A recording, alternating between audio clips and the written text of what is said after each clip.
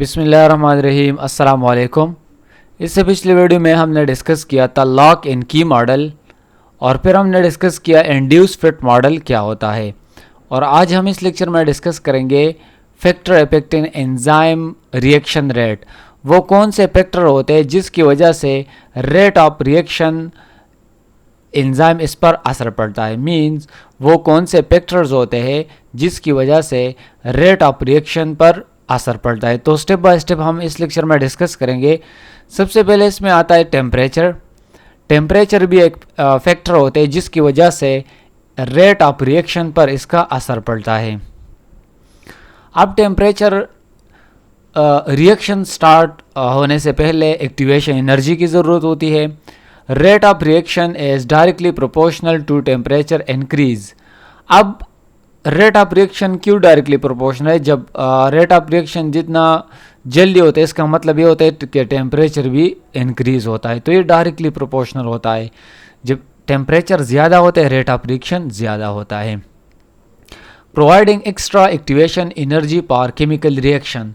अब ये temperature activation energy के लिए बहुत इंपॉर्टेंट होता है ताकि ये रिएक्शन स्टार्ट हो जाए। इसके लिए एनर्जी की ज़रूरत है, energy in the form of temperature, heat जो है ये यूज़ करते हैं केमिकल रिएक्शंस में। तो एक्टिवेशन एनर्जी के लिए ये यूज़ होता है। नेक्स्ट है ऑप्टिमम टेम्परेचर। अब ऑप्टिमम टेम्परेचर क्या होता है? Enzyme operate at their maximum rate at an optimum temperature.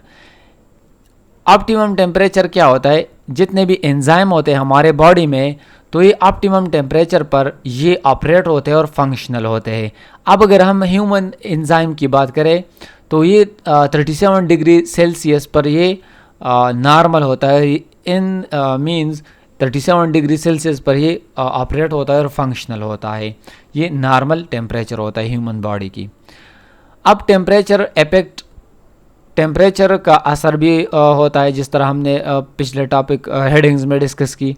Beyond a limit excessive temperature can alter the shape of globular protein. अब अगर टेम्परेचर ज़्यादा हो जाए 37 डिग्री सेल्सियस से, तो ये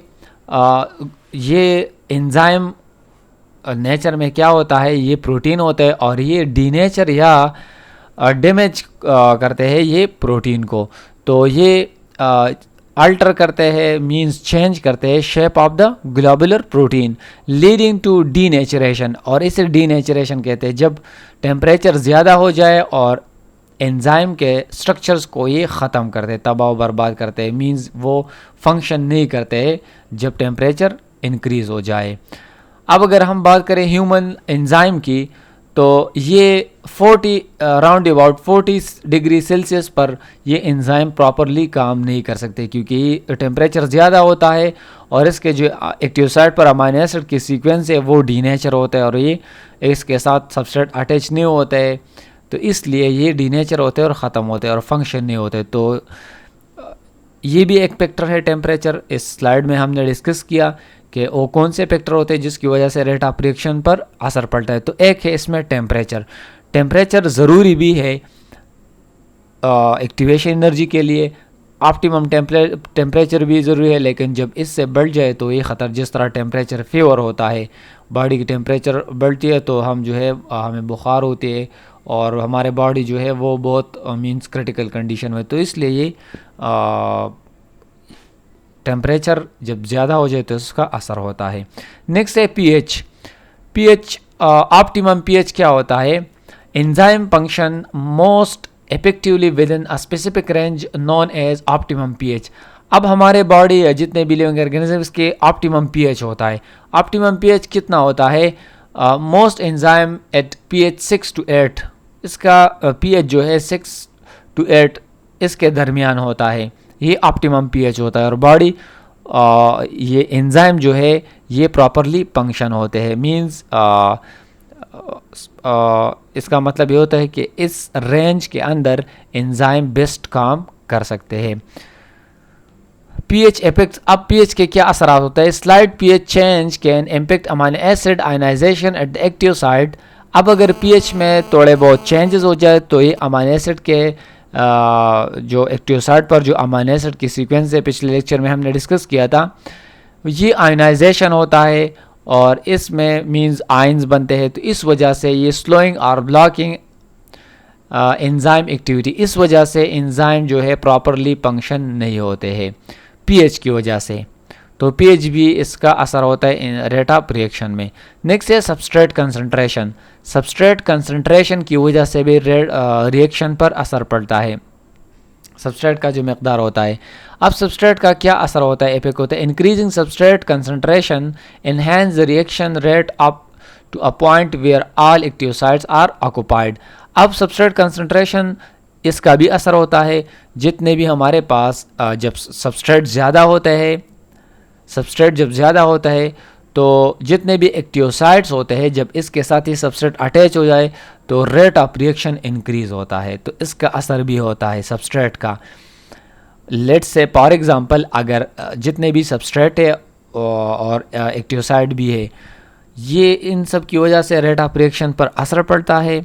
ठीक है, जितने ज़्यादा एक्टिव साइट है और सबस्ट्रेट है तो इतना ज़्यादा रेट ऑफ रिएक्शन होगा। इन्हांस करते हैं मींस बढ़ाते हैं। अब सैचुरेशन पॉइंट इसमें आते हैं। सबस्ट्रेट कंसंट्रेशन में सैचुरेशन पॉइंट क्या होता है, further substrate increase doesn't raise the rate. अब एक ऐसा पॉइंट भी इसमें आता है ये केमिकल रिएक्शंस के दौरान कि सबस्ट्रेट का नंबर बहुत ज़्यादा होता है, तो इस पर कोई असर नहीं पड़ता है रेट ऑफ रिएक्शन में। In extra substrate must wait for active site to release products. अब जब सबस्ट्रेट बहुत ज़्यादा होते हैं तो रेट ऑफ रिएक्शन पर कोई भी असर नहीं पड़ता है, क्योंकि इसके लिए एक्टिव साइट की ज़रूरत होती है, तो ये वेट करता है फॉर एक्टिव साइट। तो सैचुरेशन पॉइंट आता है जब सबस्ट्रेट की तादाद बढ़ जाए और एक्टिव साइट नहीं होता है, तब भी ये असर पड़ता है रिएक्शन पर। नेक्स्ट पॉइंट है एंजाइम कंसंट्रेशन। एंजाइम की वजह से भी, एंजाइम के जो वजह से भी रेट ऑफ रिएक्शन पर इसका असर होता है। Enzyme effect reaction rate directly depends on enzyme amount of enzyme पर भी रेट ऑफ रिएक्शन डिपेंड करता है। Doubling enzyme quantity doubles enzymatic activity. जब जितने ज़्यादा एंजाइम होंगे, इतना ज़्यादा केमिकल रिएक्शंस मीन्स या एंजाइमेटिक एक्टिविटी जितना जल्दी हो सकता है, क्योंकि एंजाइम मकदार में ज़्यादा होता है। तो ये थी कुछ बेसिक टर्मिनोलॉजीज़ एंड पॉइंट। मैं उम्मीद करता हूँ कि आप इस वीडियो को लाइक करेंगे, दोस्तों के साथ शेयर करेंगे और हमारे यूट्यूब चैनल को ज़रूर सब्सक्राइब करेंगे। इस लेक्चर में हमने डिस्कस किया कि वो कौन से फैक्टर्स होते हैं जिसकी वजह से रेट ऑफ रिएक्शन पर इसका असर पड़ता है। तो हमने टेम्परेचर डिस्कस किया, पीएच डिस्कस की, सबस्ट्रेट कंसंट्रेशन, एंजाइम, ये सब हमने डिस्कस की। तो ये वीडियो देखें और अपने पास ये पॉइंट्स नोट करें। Thank you so much for watching. Bye.